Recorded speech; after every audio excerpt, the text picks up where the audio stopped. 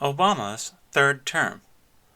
When Donald Trump won the 2016 presidential election, the transition team from the Trump campaign arrived at the White House. Awaiting the Trump transition team was the staff of the Obama-Biden administration, and you can see from their expressions they are not happy. These are people who take it personally that they are going to have to leave the White House. It's interesting to me that the expressions that you see on their faces is not something you would see when the staff of George W. Bush or even the staff of the Trump team had to leave the White House. What is different about the Obama-Biden administration? To them, their mission was ideological. The ideology is what mattered first and foremost.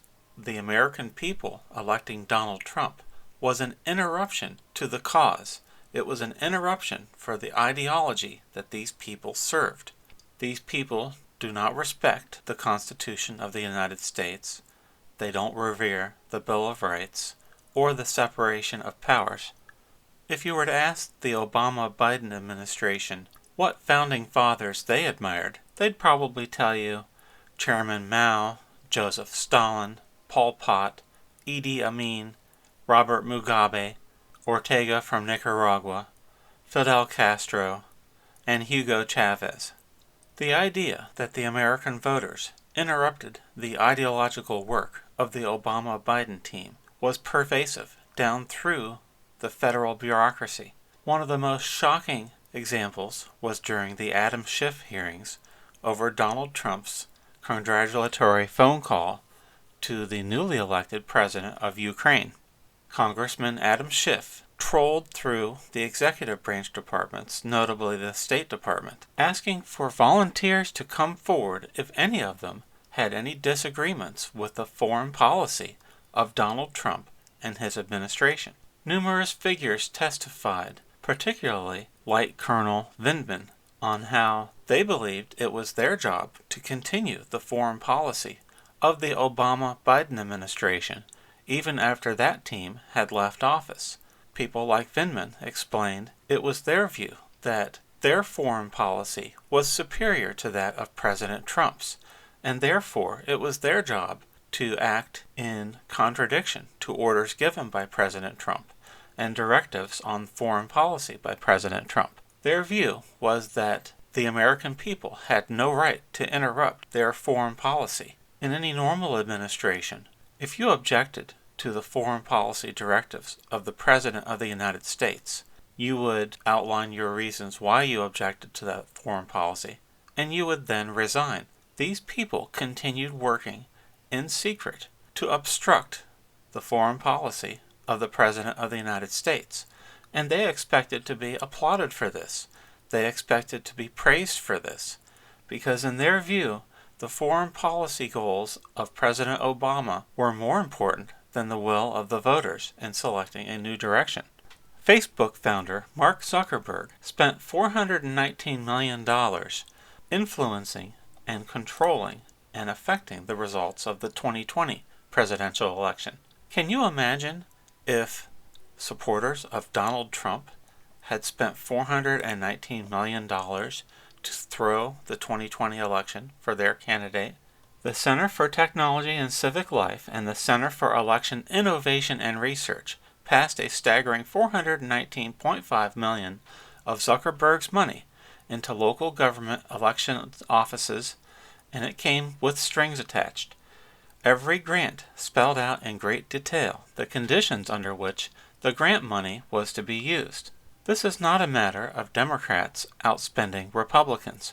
Private funding of election administration was virtually unknown in the American political system before the 2020 election.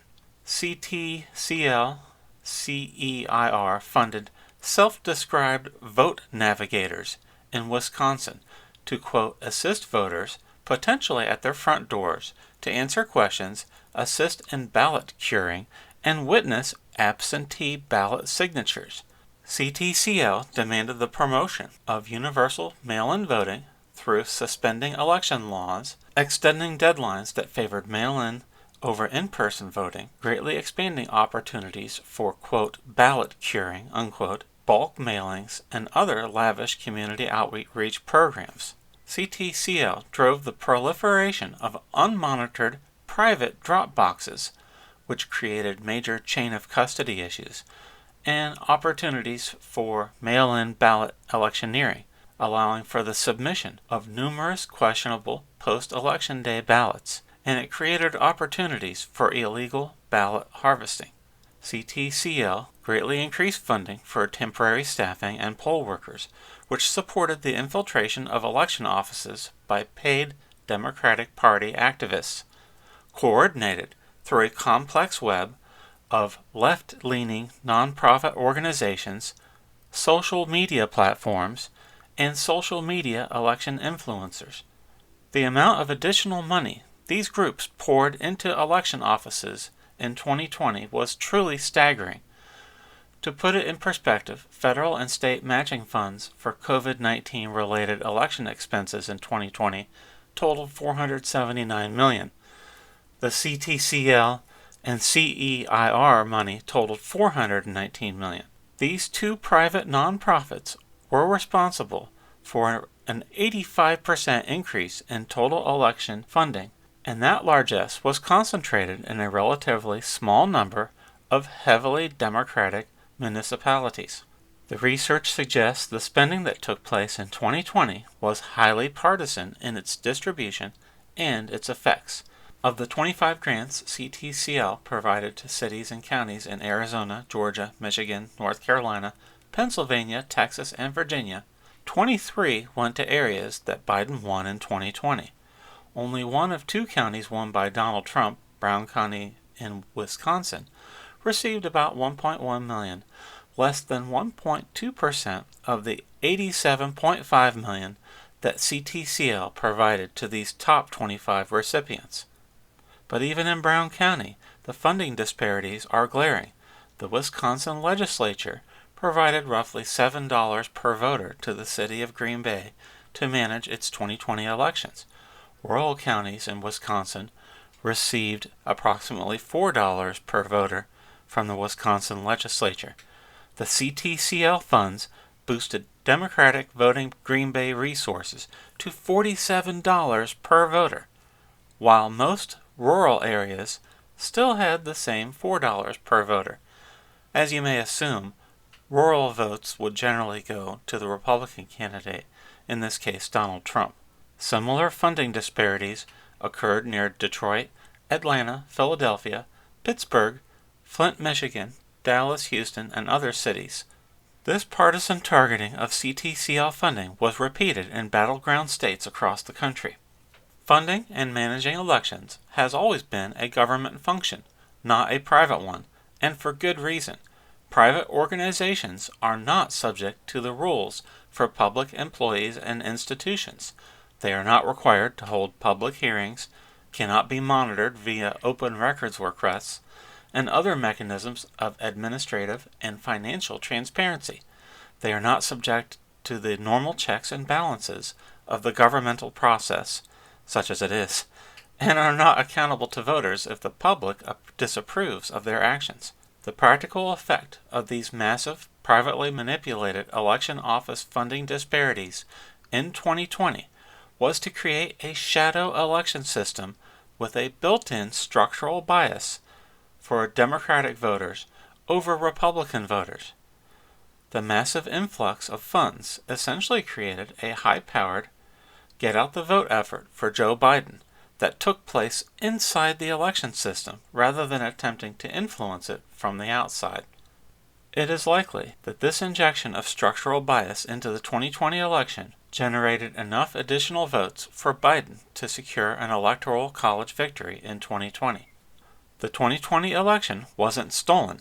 It was likely bought with money poured through legal loopholes. If you watch the regular news media, their focus is still on the so-called January 6th insurrection. When you consider the evil deeds and goals of the Buffalo Helmet guy on January 6th, consider for a moment why you are told this man was evil. Did the Buffalo Helmet guy threaten to hand your children a bill for $5 trillion? No, he did not. And yet that's precisely what legally elected Democrats are doing with their infrastructure bill. They're handing your children a $5 trillion bill that they will never be able to pay off in their lifetimes. And yet the entire news media is telling you that a guy in a buffalo helmet walking around with an American flag was somehow a greater threat to you and your family. Remember that the current president was a full and willing participant in the deep state subverting Donald Trump's administration. It was Joe Biden, as vice president, who suggested prosecuting Trump National Security Advisor Michael Flynn using the Logan Act. Then FBI Director James Comey downplayed Flynn's calls during the presidential transition with Russia's ambassador as legit during a meeting where then President Barack Obama and then Vice President Joe Biden also weighed in. According to the notes, it appears that Vice President Biden personally raised the idea of prosecuting General Flynn using the Logan Act. Vice President Biden, Logan Act. President, these are unusual times.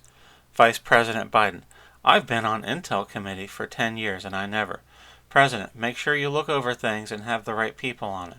President, is there anything I shouldn't be telling the transition team? Flynn, and that's Director Comey. So when you see these sullen, angry faces from the Obama team, remember that these people did not respect the election system of the United States. They did not respect the will of the people. It was important to rig things because ideology comes first with this bunch. The law, legal traditions, and the Constitution of the United States, those all come up a very distant second when the ideology must be maintained. Thank you.